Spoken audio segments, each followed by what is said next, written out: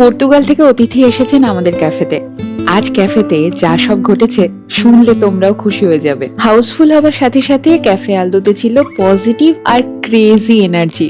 মানে সকলের মধ্যে এত উদ্দাম কোথা থেকে আসে। ক্যাফে আলদোর খাবার খেয়ে পাগল হয়ে গেছে এই কলেজ পড়ুয়ারা।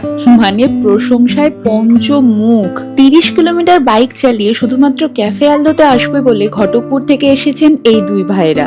আজ আলাপ হলো বহু নতুন মুখের সাথে।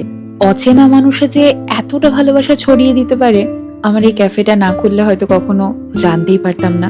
অবিশ্বাস্য লাগছে সবকিছু। বলে রাখি, ষষ্ঠী থেকে দশমী ক্যাফে আলদো সকাল 8টা থেকে রাত্রি 12টা অবধি খোলা থাকবে শুধুমাত্র তোমাদের জন্য। এক মেয়ে তার মা আর শাশুড়ি মাকে নিয়ে আমাদের ক্যাফেতে এসেছিল। প্রবল ভালোবাসার ছোঁয়ায় নিজের চোখের কাজল আমাকে ছুঁয়ে দিয়ে বলেছে যেন কারুর নজর না লাগে।